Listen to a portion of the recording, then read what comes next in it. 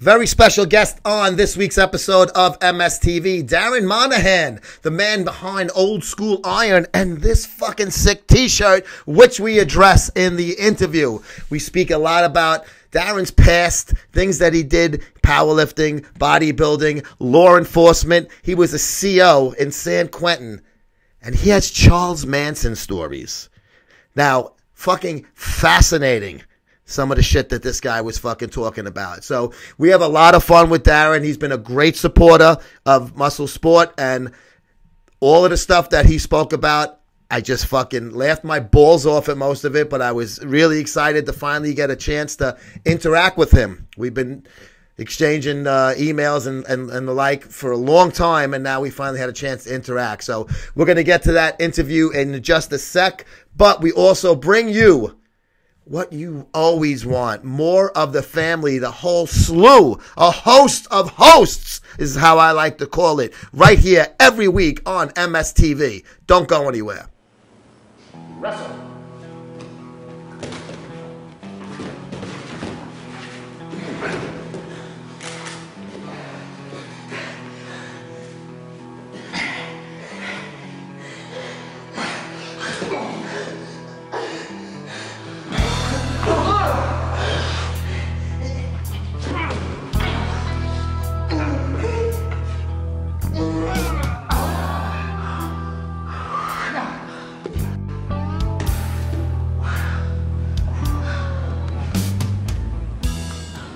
And we're being joined right now from sunny California by Darren Monahan. He, the founder and owner of the original Old School Iron Gym. What's going on, Darren? Hey, Joe. How you doing, man? Thank you, and I appreciate it. It's early out there by you guys. It's 8 a.m. out in California. But how's everything going at Old School Iron? Everything's going good, man. We're growing. Each day's a new challenge for us, and not only trying to keep our original gym up and going with everybody and the memberships up, but also doing this whole new franchise thing that we reached out into is a whole nother ball of wax there that we deal with. Oh, yeah. We're going to definitely get into that and plug that. Now, what year did the first one open, and what part of California is that one located in? The first one opened in Vacaville, California in August 2011. And Vacaville, out in California, is right between San Francisco and Sacramento. Okay. So if you look on a map, you just point right in the middle on Highway 80, and that's Vacaville. All right, so you're up north over there, Northern California. Correct. Okay. And when did the second one? I know there's 4 now, and the fourth one opened after we did that cover spot with you guys, because there was 3 when we did that. So in between the last issue and when it came out, to the printer when it came out, you added the 4th location. So what is the history of the ones respectively, chronologically, how they came out after yours first one? Well, after our first one opened up, we only opened it up with about 500 square feet. And then it's grown to 7,000 square feet. Holy shit. From that, our whole model was looked at by several people, and they wanted to open several different, they wanted to use our name and logo is what they wanted to do, and use our model. So we decided to go ahead and franchise out. One of my franchise partners, Mark Fabiani, and he owns the one in Boise, Idaho. Okay. And that opened in, I want to say 2017. It might have been 2016, late 2016. And then from there, we sold the one to Manteca, who still is reaching out to open. They got all their equipment and everything. They're having problems with the build out still. That's our 3rd location. Then our 4th location just opened this month, May 1st, in Conroe, Texas. Conroe, Texas is about 45 miles north of Houston. Okay. And that guy's name is Manny. I can never say his last name. Canales. Manny and Flo. And they were original gym called Iron Asylum. Okay. And they converted over to an Old School Iron. Very cool. I mean, both names really cool. Obviously, Old School is better now that you got a 4th, place that you're going. Now, where is Manteca, California located in reference to where you are? Manteca, California is about an hour and a half kind of east-south from us. Okay. So it's inland more. and it's a little farther south down Highway 5 towards LA. All right. Now, you said you first opened this gym up not that long ago, 2011, and in that period of time, you went from 500 to 7,000. I mean, to me, that's like fucking unfathomable. So how did you guys do that? Obviously, the gym must have been a huge hit, and when it first started, you're an old school guy like myself. We're from the same generation, so I'm sure it was like one of those old school gyms, powerlifting, bodybuilding. You know, fucking put the fucking weights away and none of this, you know, bullshit Instagram photos and fitness model shit. So I assume that's the way that it must have been a hardcore underground gym day one. And that must have caught on because you can't go from 500 to 7,000 and then multiply 3 more after that unless you're getting success, right? Right, correct. It's you know, the old Gold's Gym and those are gone. I mean, there's a couple of them out there still around with some of the old equipment and everything. And I originally started training in the second Gold's Gym out in California. Hang on a second, I got something pop up on my screen. It's all right.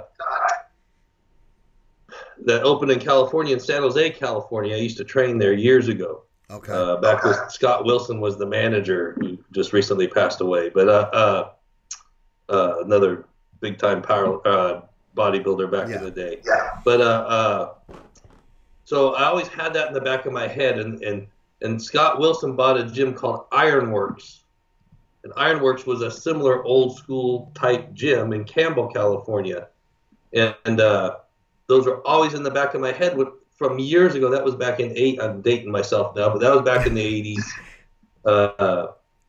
And then I moved out here to Vacaville, and the Gold's Gyms are family fitness centers, basically. Wow. Right? And so there's no real hardcore gyms out here anymore. And I did my bodybuilding thing. I was terrible at it because I like to eat food. So I got into powerlifting. I did my first powerlifting meet in '86. So fast forward to 2011, we're in Gold's Gym trying to squat. This is at 5:30 in the morning, and the manager comes and tells us we're scaring the old ladies that are on the treadmills. Oh my god! Now, mind you, this place is 8,000 square feet, and we're at one end, and the treadmills are at the other end. Yeah. So after several days of this, I talked to my buddies and say, man, let's go rent a warehouse and just open a place for our powerlifting, to where if we drop the weights, nobody cares. Mm-hmm. If we can scream, we can cuss, we can yell, nobody cares. So we did, and then a couple bodybuilders came. Shane Stewart, he always does the Mr. USA every year, but he came along with us, and people kept wanting to join. Mm-hmm. So then we were trying to think of a name. Well, okay, if we're going to open a gym, what do we call it? I said, well, let's do Ironworks. Well, no, Ironworks has been done before that. Ironworks was, years ago. It's open and closed. Let's not do the same thing. It's okay. Well, we need something old school like that. Mm-hmm. So then we came up, well, shit, let's go with old school iron. Then we came up with the little guy and had in the back of my head, let's recreate the old original Gold style gym from back in the day. And that's what we did. We took over the whole first suite, which was $1,750 after that, and then there was 4 suites next to us, and we took each one of those over within the last 6 years. Wow. As we grew, here's the cool thing about it, Joe. All of us had full-time jobs. I was a lieutenant at a police department at the time. My other partner in this, Ray Stewart, was a captain in the Department of Corrections at the prisons. Wow, very cool.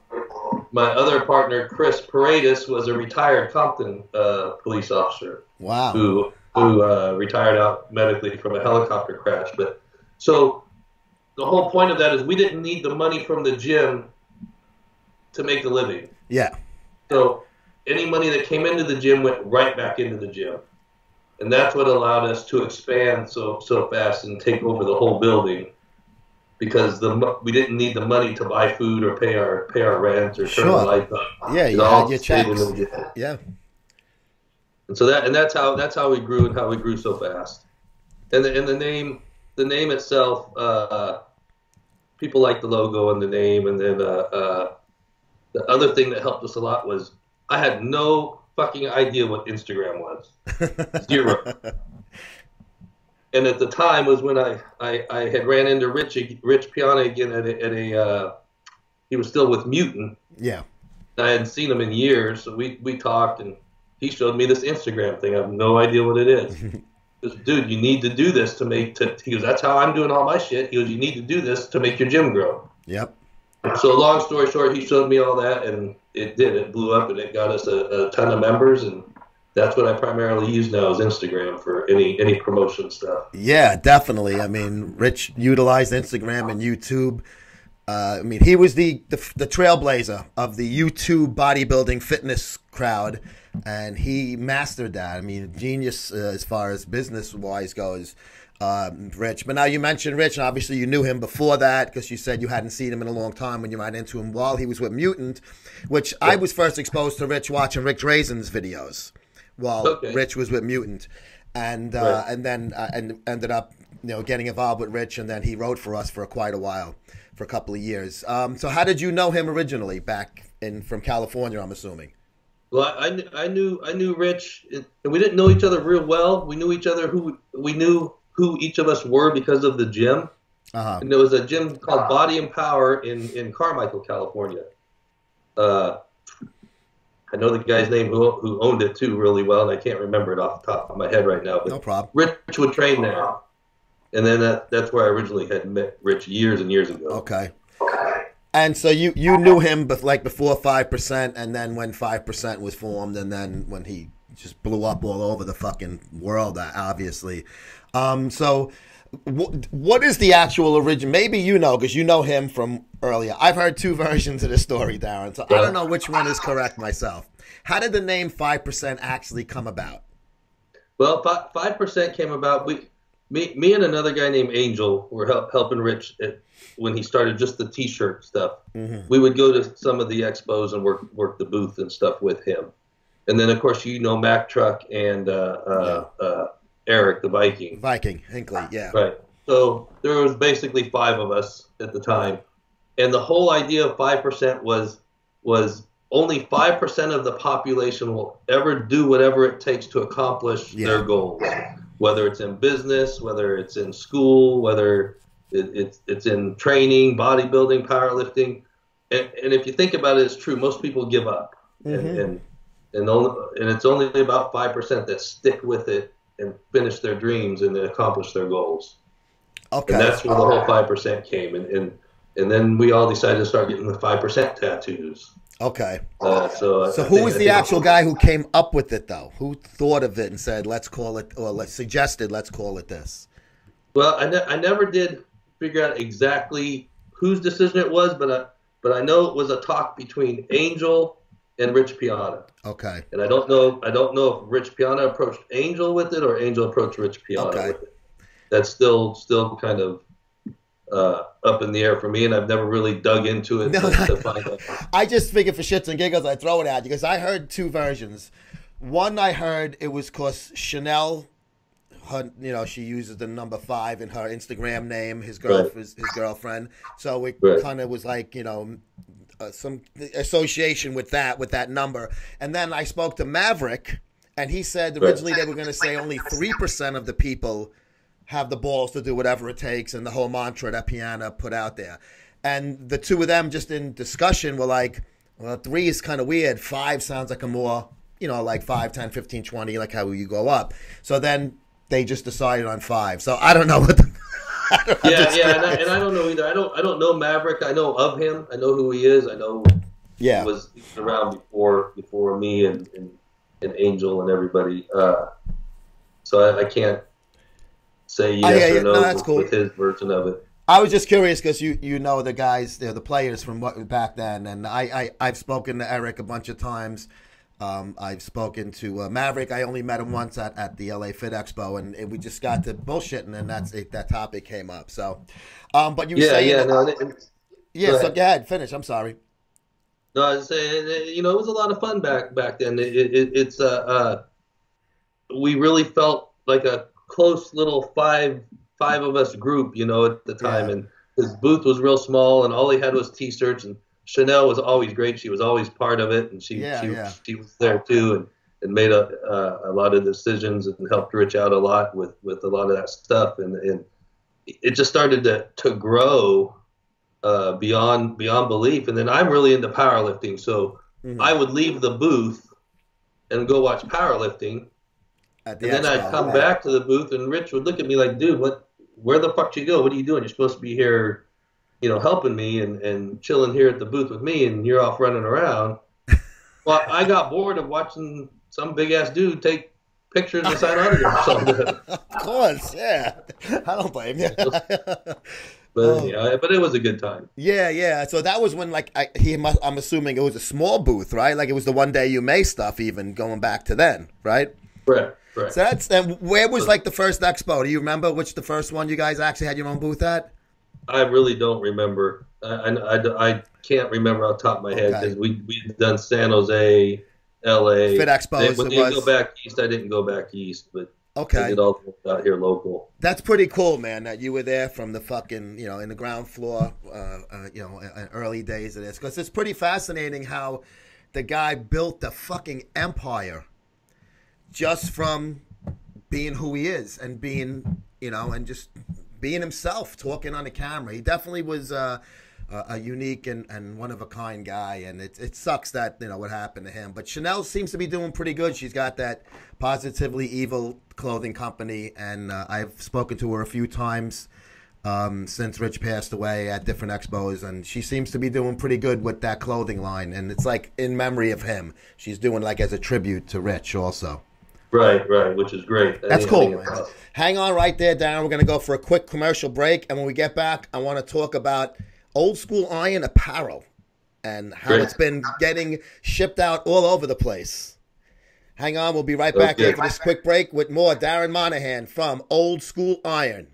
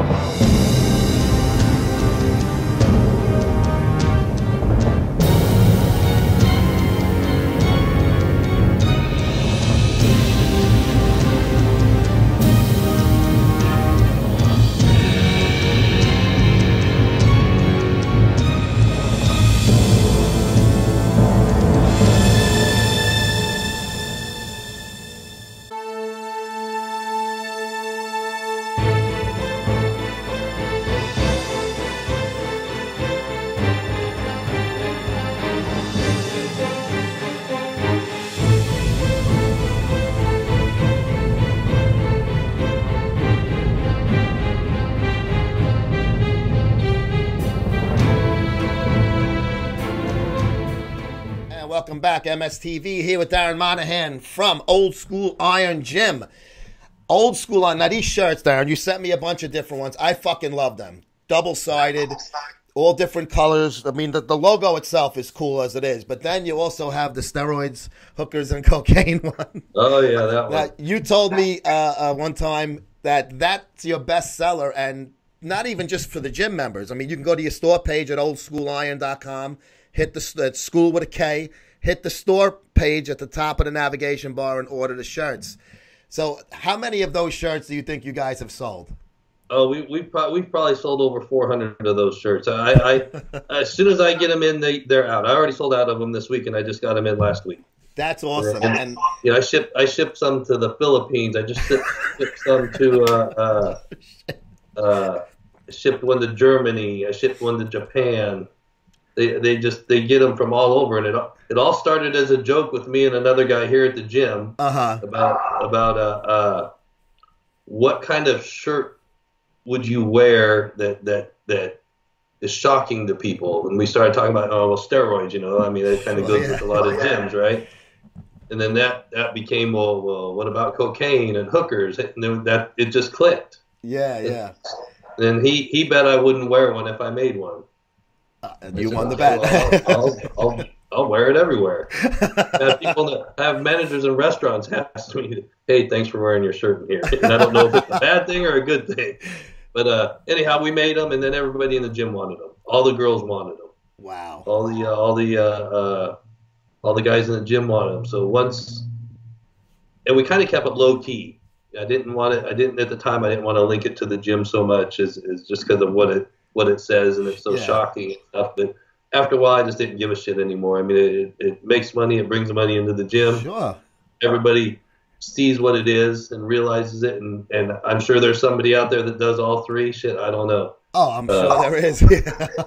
but it's been fun with that, and we had some other shirts that said, I think I sent one to you. It says, "Does my body make my penis look small?" Yes, that was the white one, I believe, right? Right. There was another one that sold. I just never remade those ones, but those sold super fast, and more of the women bought those than the guys did. Oh, see, that's cool. That's fucking funny.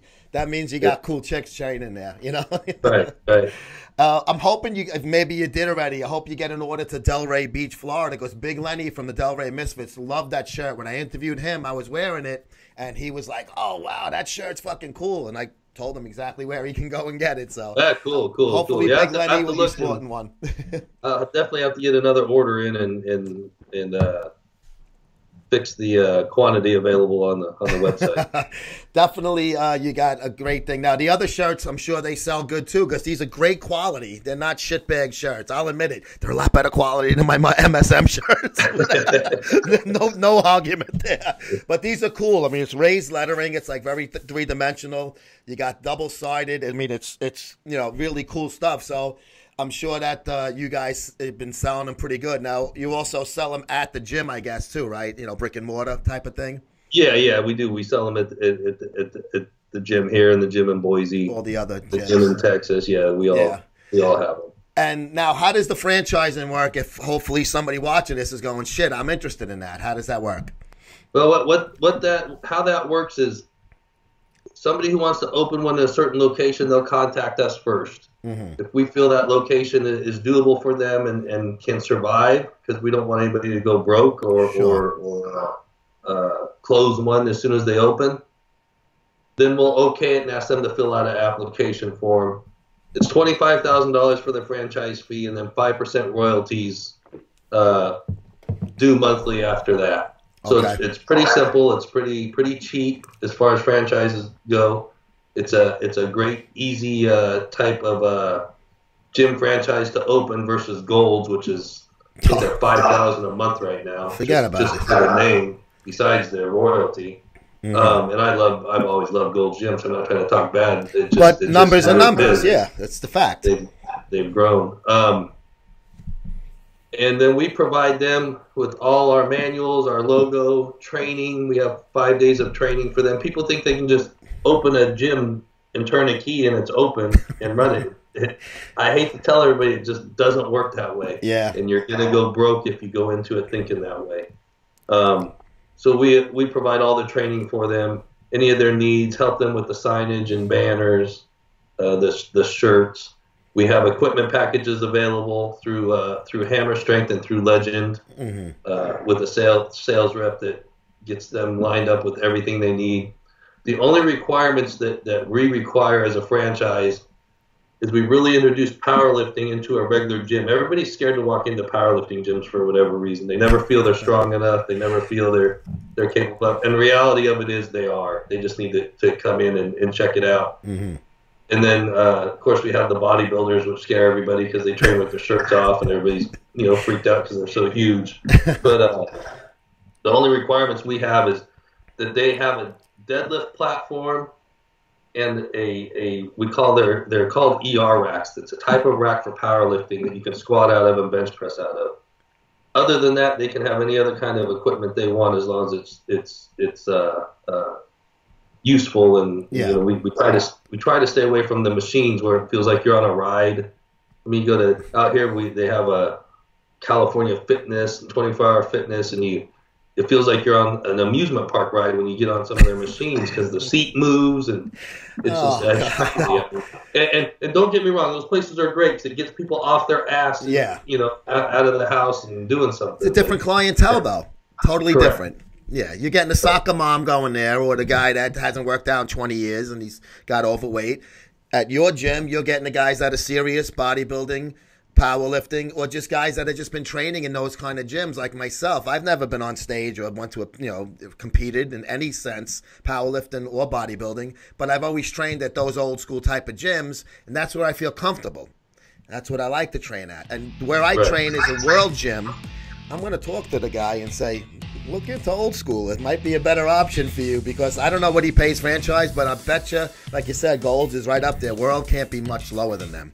No, it'd be cheaper, and our logo is just as cool. Oh, it's fucking rules, man. Yeah, and to me, it's like, I don't go there because it's World Gym. I went in there because when I walked in there, I looked and I saw the shit they had, and we're very much like the way you said. There's a whole powerlifting section in our gym, and the rest of the gym is like regular old school bodybuilding kind of things. We got cardio equipment.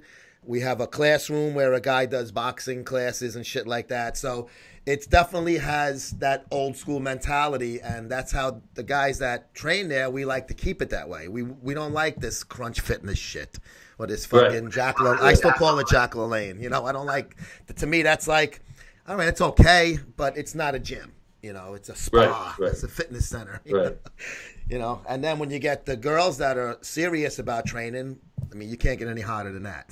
Girls that are serious into their training.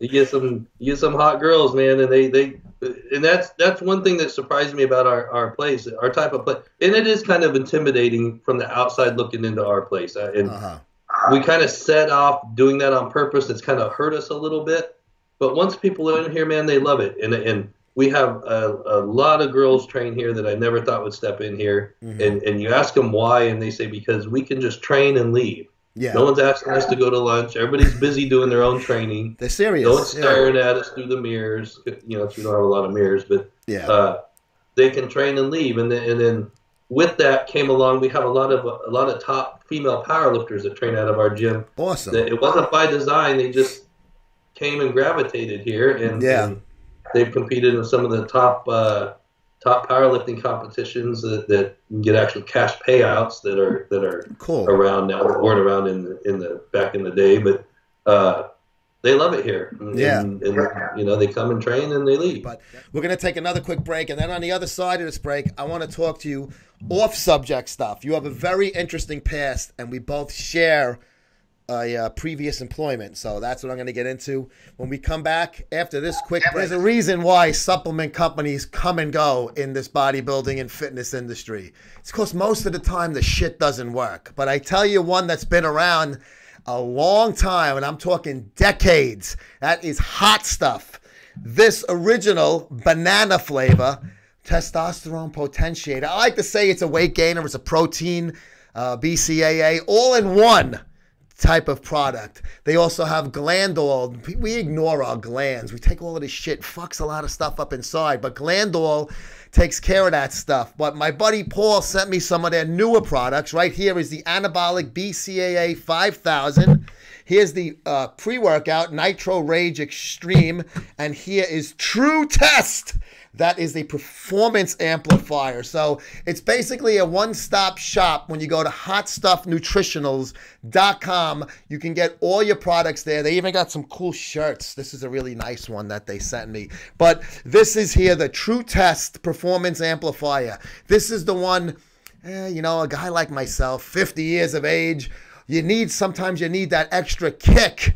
So you grab one of these here and you put it up with your testosterone potentiator and you mix it with the pre-workout, and then you even got your anabolic BCAA. You need a lot of BCAAs, and that's where this comes in. But don't forget, Glandol. Take care of your glands, the inside of your body. We see the outside when you're training and hitting the gym and looking in the mirror and feeling good, but you got to worry about the inside. That's where this comes into play. So make sure you take care of the guys who take care of us. And one of the longtime guys who's been advertising with Muscle Sport Media has been HotStuffNutritionals.com. Back here again with Darren Monahan, oldschooliron.com. That's old school with a K. Darren, you and I have a lot of similarities besides being into this crazy fucking bodybuilding, weightlifting stuff. We both have law enforcement backgrounds.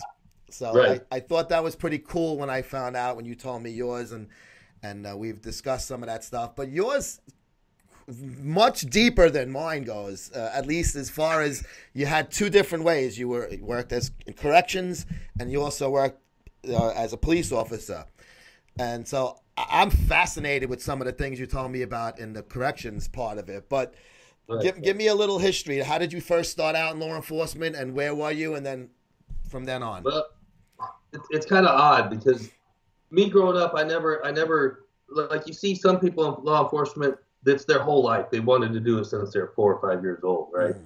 I kind of got into it by accident. Me growing up and being a teenager, I thought the cool thing to do was to be a biker, and I rode my Harley everywhere. It's all I ever had. Yeah. And so growing up like that, I had no clue what I was going to really do. And then I had friends that I hung around with that were in a well-known biker club that I kind of thought that's where my direction would go.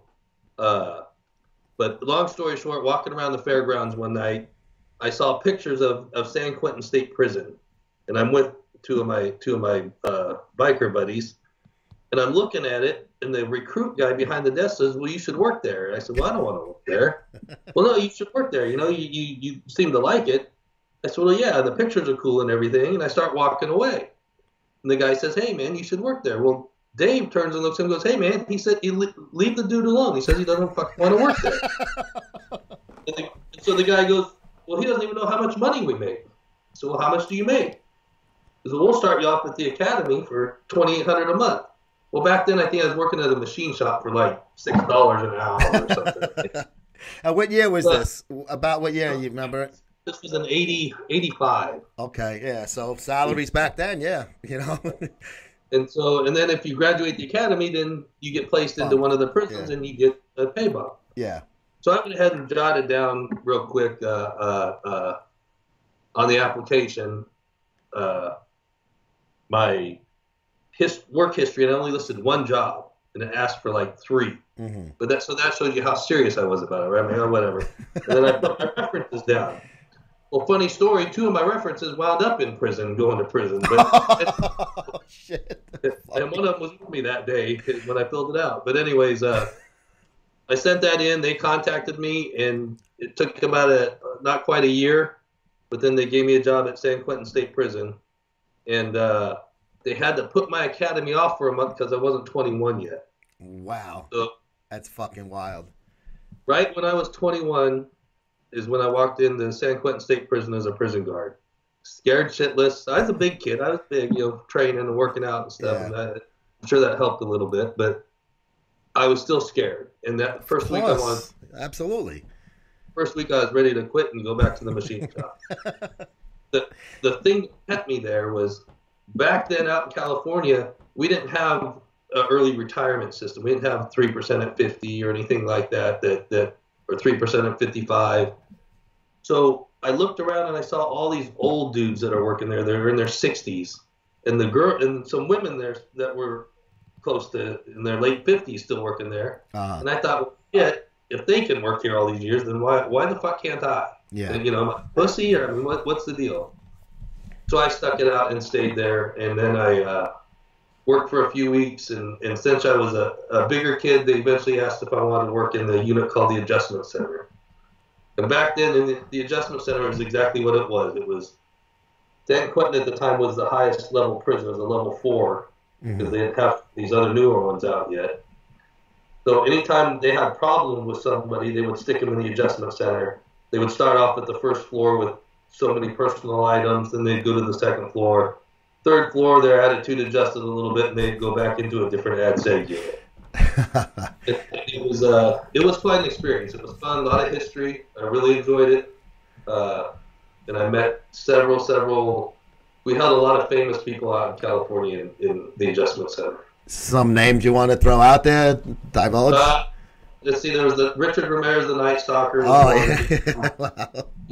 yeah. He passed away. Charlie Manson was the biggest one, probably the biggest name that most people know. Wow. Yeah. There was others, Alphabet Bomber, a lot of gang leaders, but he's the one that most people like to hear about, and he was a character. He was quite fun. What was some of the interactions you had with Manson? Well, he wouldn't call you by your name. He would make a nickname up for you. So I was Irish. He would call me Irish. Hey, Irish.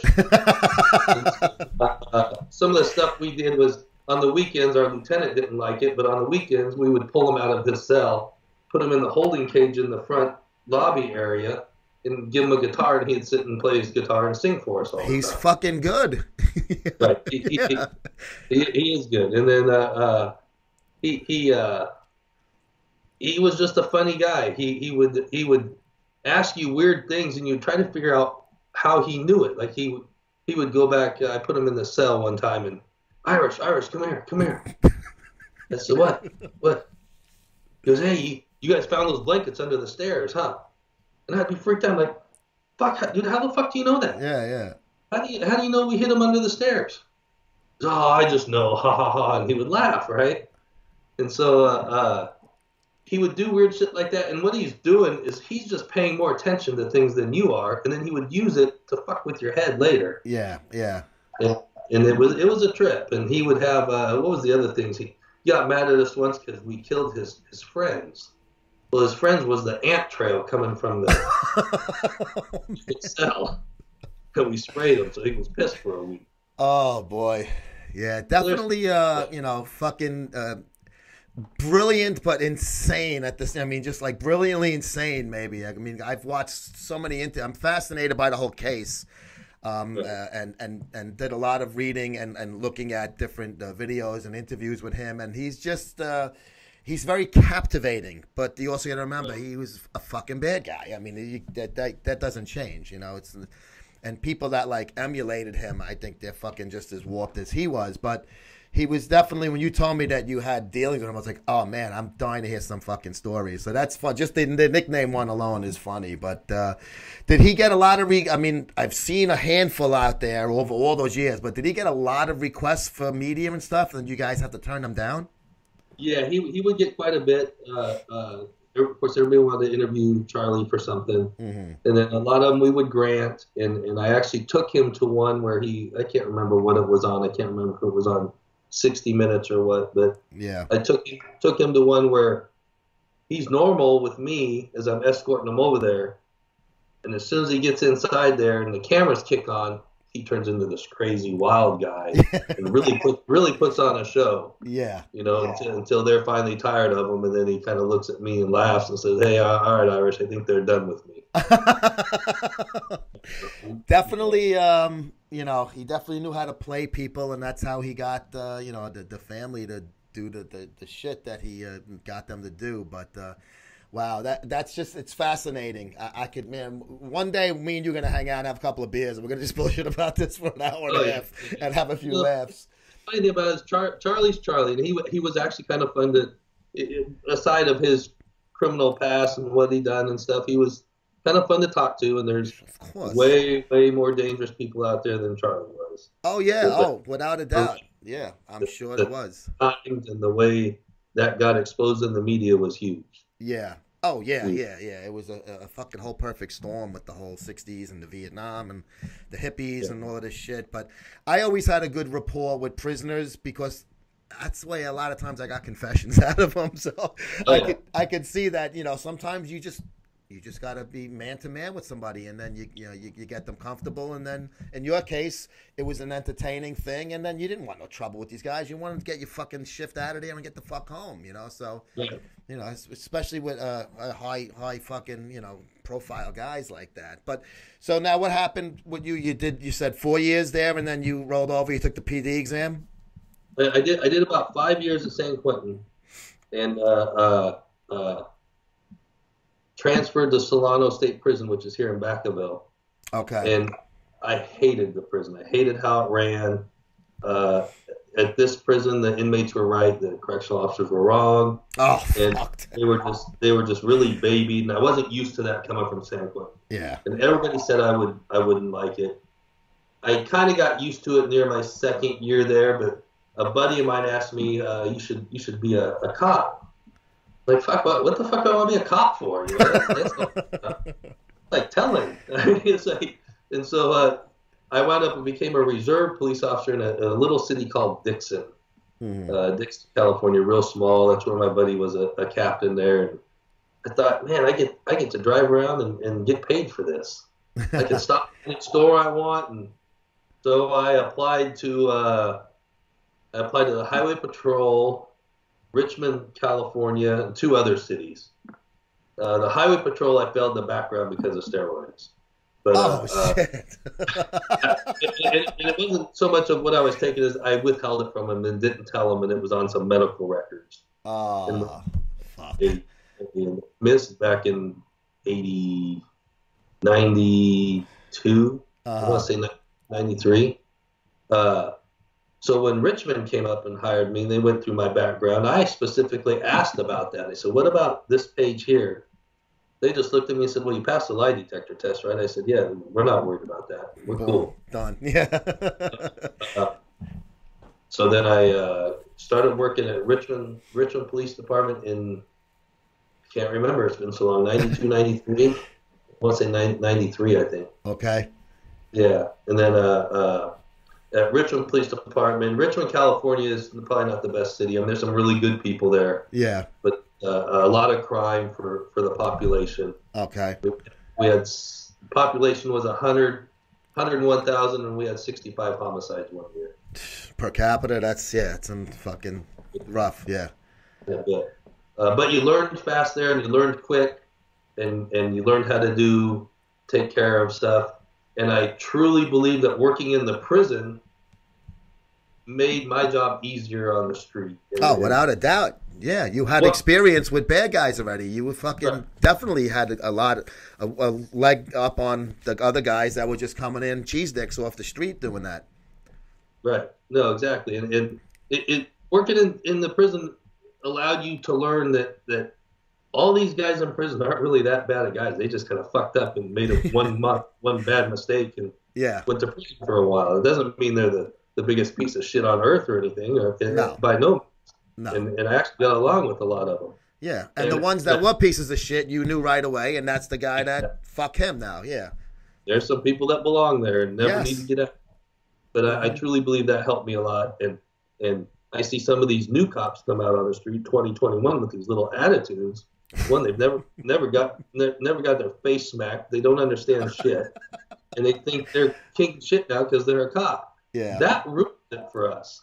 Yes, and I think if they would have started in a jail or a prison and learned that people are people and these guys are human beings and they just kind of screwed up or had a rough start in life. Yeah, help them with what they're doing out on the street. Oh, definitely. I mean. I got hired in 87. I walked into the NYPD Police Academy 8 days after my 20th birthday. Same like you. You had to wait till you were 21. It was 20 at the time for my job. So I just made that class, or else I would have had to wait till January. So I got in under the fucking radar on that one. Boom. And I got sent to some real shitty places at first. But the best guys that I learned from were Vietnam vets. There was still a lot of those guys around that were on the job because these guys had this experience. They weren't like fucking, you know, snot-nosed assholes and shit. So I picked a lot of brains of those guys. I went right to the fucking old timers and like, how do I fucking do this the right way? You know, I don't necessarily want to do it the fucking, you know, the good way. I want to do it the right way that for everybody involved, you know. Right, So exactly. it's a big difference. And walking by yourself a foot post at night in Bedford-Stuyvesant, Brooklyn at 20 years of age, bro. Like you said, you were scared. I was fucking scared shit. I was like, where the fuck am I? And things getting thrown off of roofs at us and stuff. I mean, it was fucked up, man. You know what I mean? But you learn, and then you become a better person and cop, whatever, guard, whatever the situation, you know, respectively is. And that's how you become one of those guys that the new rookies you hope come up to you, and then you can give them the fucking guidance that somebody gave you 20 years earlier or 10 years earlier. Right, exactly. Yeah. So what year did you get out? I retired in December 2015 as a lieutenant. Oh, wow. Excellent. And so it's not that long ago. I had a dream job. The dream job as a lieutenant. I was in charge of all our plainclothes division, narcotics, gangs, and stuff. So I never really had to wear a uniform. And my office was a house hidden up in the hills. So it was hard for me to give up because it's one of those jobs that, you know, you see on TV that everybody wants, and everybody wanted my job. Every lieutenant I worked with wanted my job. And the only reason I retired is because I started to go to work for $100 a month. And when I started calculating everything out, if I retired, I got a pay raise of $300 a month. Isn't that weird? Yeah, when you get out, you're actually making more money. Yeah, that's. Yeah. And I had the gym here going, so you had stuff going on. Yeah, I had other shit I could do and keep me busy. And it's funny because, again, I go back to being a cop. I had the dream career, and I only spent 3 years in patrol. Once as an officer, once as a sergeant, and once as a lieutenant. Okay. Other than that, I worked all plain clothes. So I had the dream job that everybody wishes to have. Yeah. And so giving that up was hard for me. Mm-hmm. But I did it, and I had other things going here. And if I didn't have the gym going here and stuff, I might not have retired. I might still be working. Yeah, that's so cool that, you know, both of us have kind of similar paths, and then we cross paths now doing this fucking shit. Yeah, exactly. It's just, I mean, I wouldn't change nothing. I love the gym shit. It's a whole different world. Yeah. It's a whole different, I mean, our place could have a reality show in it. I mean, it's that crazy, and it's just a blast. I wouldn't change nothing. Excellent, man. You know. No, definitely, and you shouldn't. I mean, you seem to have a great thing going over there with Old Skool, and I love promoting the stuff you do. You do great with us. You're a fucking great guy to, you know, with me. So I love getting out there. Old Skool Iron. That's SKOOL.com. Get all the shirts. Get those franchises going. Let's get one on the East Coast, guys. Somebody in fucking New York, please get an Old Skool Iron so I can go and train there. If not, I'm going to have to, next time in California, I'm going to have to fucking trek out to you, and we're going to have a fun few days together because we're going to have a couple of pops and a few fucking funny stories to each other. You would love it out here, and you get along with everybody. You got like Shane Stewart's probably our biggest bodybuilder doing the Mr. USA again this year. You can check him out on Instagram. I think it's Shane, CHAN Stewart, Shane Stewart. Okay. And again, we got top powerlifters out here. The Iron Witch, she's in her 40s, but she's killing powerlifting like girls in their 20s.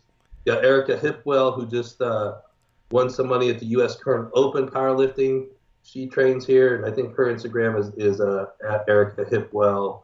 Jesse Ableg, another big powerlifter out here. I mean, we got dudes in here. Mr. Grimsley squatting 800 pounds, 800 pounds. Wow. You just don't see that stuff in a regular gym setting. No. So Old Skool gyms, obviously Old Skool Iron is the fucking, the epitome of that whole thing, and the name fits it well. And I got some ideas, you and I, to you know, to do some more fucking promotion for you guys, where we can get some of your some promotion for some of your members, and then maybe some of the managers or the workers there. I got a lot of shit running around in my fucking greaseball brain here. It's gonna be a lot of good stuff we'll talk about off the air. But Darren Monahan from Old School Iron, thanks so much for joining us on Muscle Sport TV, and we will talk to you soon, bro. Sweet. Thank you for having me. I appreciate it. And what's the Instagram? At Old School Iron, straight across, and the underscores? Yeah, Iron straight across, and Skool is spelled Skool. And also follow Old School Iron on Instagram, and the 3 others, 4 locations total. Follow them all, like them all, and make sure you comment on their stuff, and go to their site. Get one of those cocaine, steroids, cocaine and hookers shirt. Conversational piece immediately upon entering a room with that. We'll be right back after this break.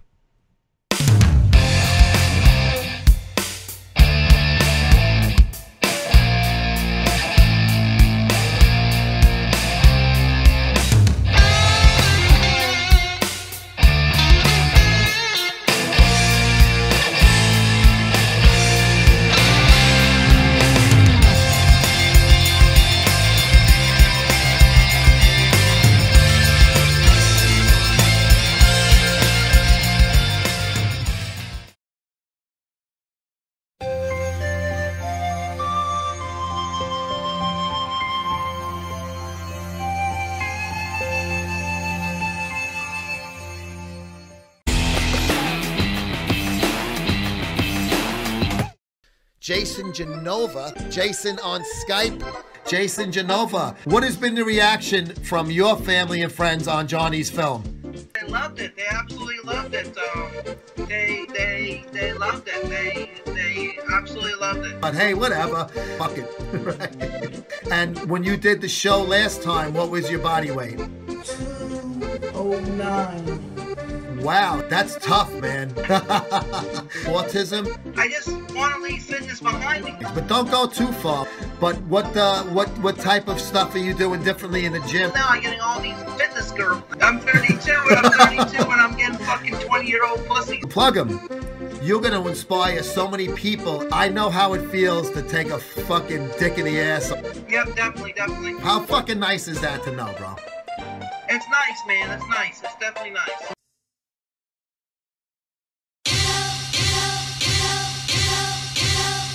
If you trying to give it up, then we can.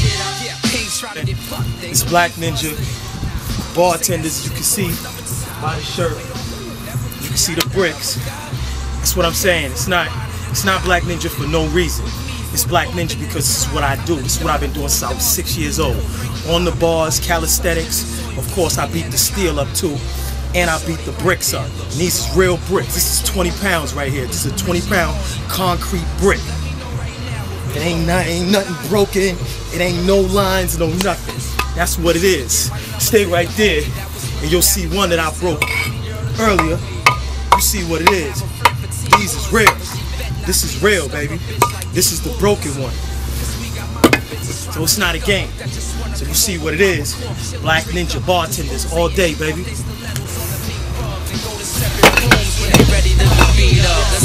We really set up shop in them traps till we must be on the block with them packs tryna. Homie need to eat, then I'ma help the scrap. Pass him off the strap, nigga, go and get your shit up.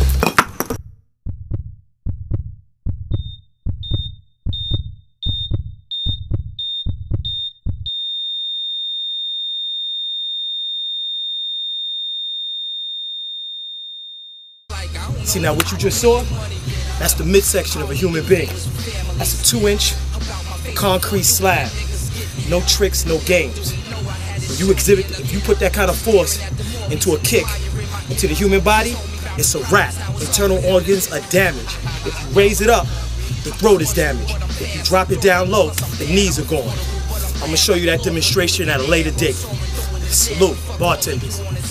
Left the shoeins alone, I slaughter niggas with swag. I fill the prescriptions out and make pharmaceutical jags. Perform the Ruger and let my hand Kama Sutra the mag. The bomb at you and your staff and flourish you in the grass. I'm ready for all the bull. I'm a Taurus without the sag. I'm the Holy Quran in the Bible, plus I'm the Torah too. So all you niggas stuck in the matrix. And thanks once again to Darren Monahan for joining us from OldSchoolIron.com. That's school with a K. Steroids, cocaine, and hookers t-shirts. They're bestsellers. Open a franchise right in your neck of the woods. Imagine an Old School Iron in New York. I would fucking love it. I would definitely fucking put myself in that place.